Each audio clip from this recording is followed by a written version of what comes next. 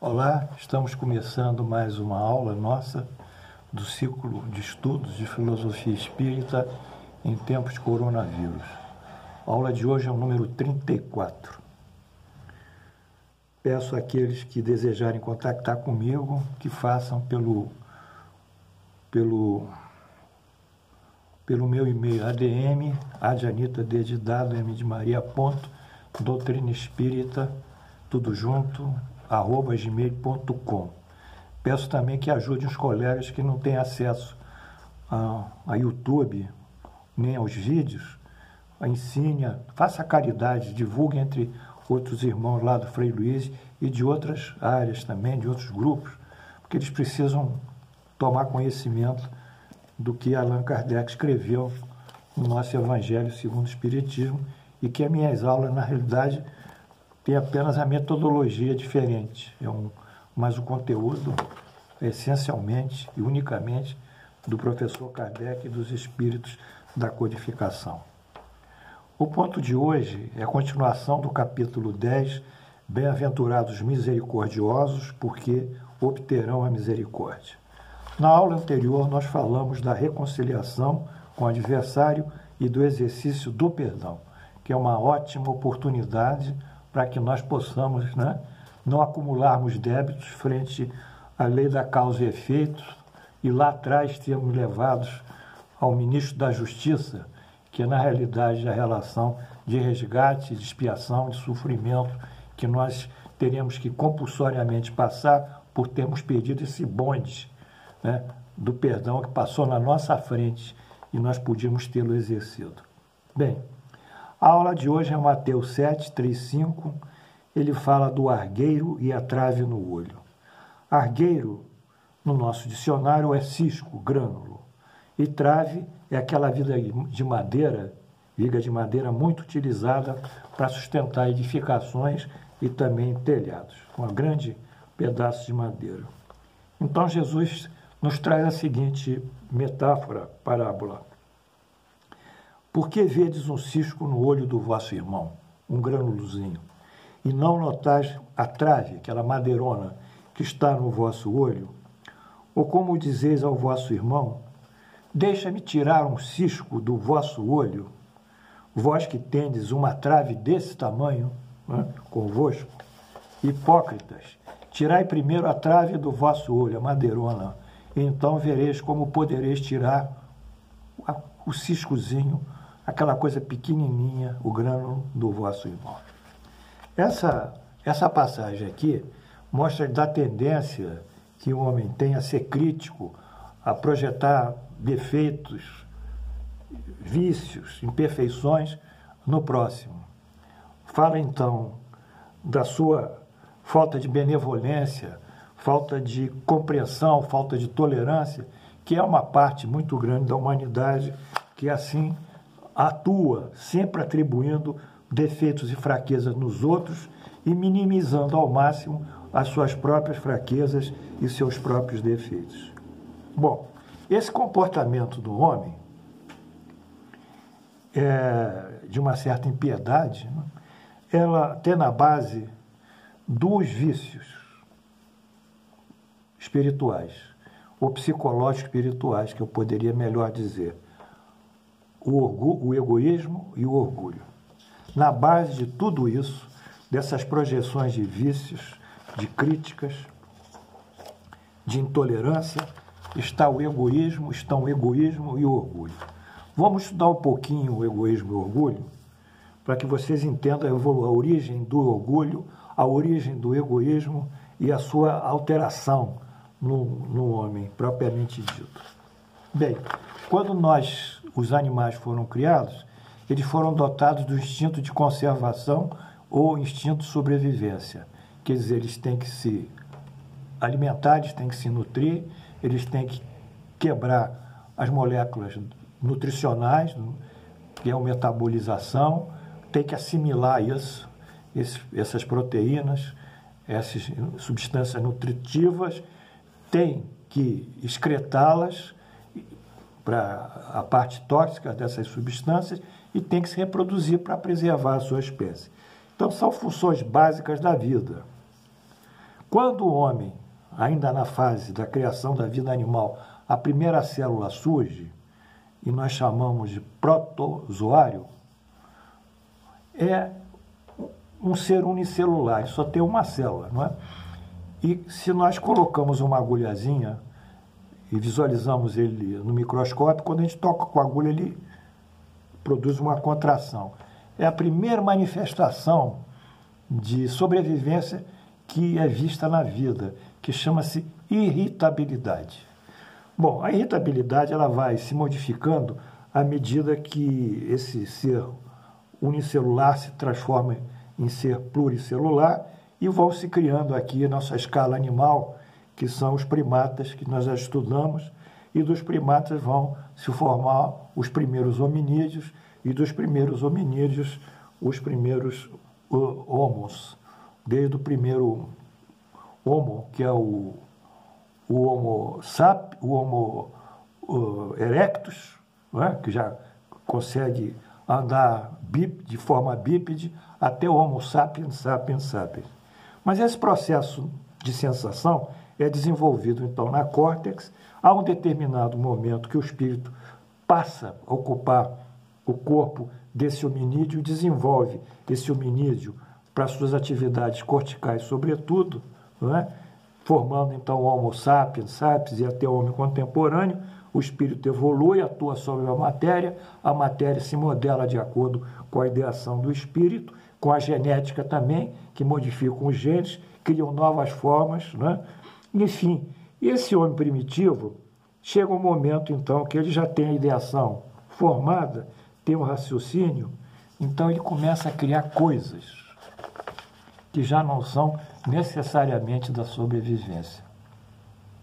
Ou seja, ele começa a dar valor à riqueza, quando ele vivia com o que ele comia, com o que ele pescava, como os índios, do dia a dia, acumular coisas, riqueza.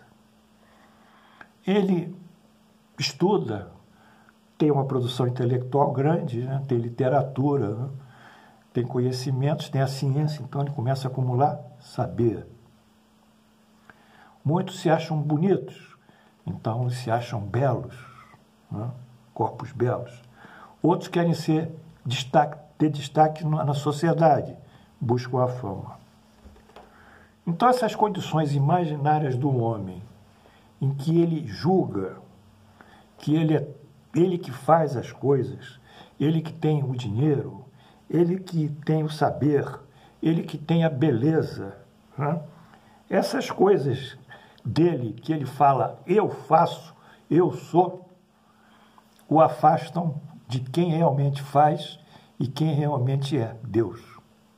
Então ele vai perdendo a identidade dele, que ele recebe quando da criação. Mas ele vai ter que voltar para Deus, para entender quem faz é Deus e quem é Deus, né? E aí é o caminho da religião que vai ajudá-lo. Mas nessas ameaças, aquilo que ele criou como poder, como virtude, como riqueza, etc., ele começa a sofrer ameaças de um que tem mais do que ele, ou de um outro que sabe mais do que ele. Então ele vai criar mecanismos de sobrevivência desse imaginário de poder, de realização e de felicidade que ele hoje acredita que realmente é isso seu destino melhor, mais feliz. Então, a partir disso, ele causa um transtorno nesses sentimentos originais de sobrevivência, aloca eles para esses valores por ele criados e pela sociedade, pela cultura, que também vai junto, vai criando esses ícones de poder, de beleza, uma coisa assim muito estranha. Então, a partir disso, ele quer reter mais para si a riqueza, quer reter mais para si o saber, então ele começa a se tornar egoísta. Ele não dá as coisas para os outros, ele não divide a riqueza, ele não melhora a riqueza, não distribui, não gera emprego, ele não ensina direito, ele quer ser um professor que sempre vai dar a última palavra. Então ele vai formando o egoísmo como um mecanismo de sobrevivência dos ideais que ele imaginariamente acredita que são, como eu disse, símbolos da felicidade. E, além disso, ele se julga melhor do que os outros. Também é a defesa. Ninguém sabe mais do que ele, ninguém pode dar opinião final, a opinião é ele, é o mestre disse, magister disse, enfim, ele vai criando dentro dele uma hipertrofia de orgulho e de egoísmo, todo para manifestar o seu mecanismo de defesa. Bem, então é na base desse transtorno que eu tentei dar uma visão psicológica espiritual do espírito, que ele se perdeu, é que vem então o lado da doutrina espírita e também de muitas outras religiões que tem a antítese, tem o tratamento, quer dizer, tem um antídoto para isso. E qual é o antídoto? Primeiro, nós temos que saber que quem faz realmente é Deus. Nós não fazemos. Nós fazemos alguma coisa, mas quem realmente tem o poder de fazer é Deus. E quem é realmente é Deus. Nós somos criações de Deus. Então, a partir disso, nós, quando deslocamos o poder que pertence a Deus, e quem é Deus, nós manifestamos a nossa fé. Temos fé em Deus. Fé na sua justiça, na sua bondade, na sua misericórdia. Então, essa fé nos arrima para um polo espiritualista.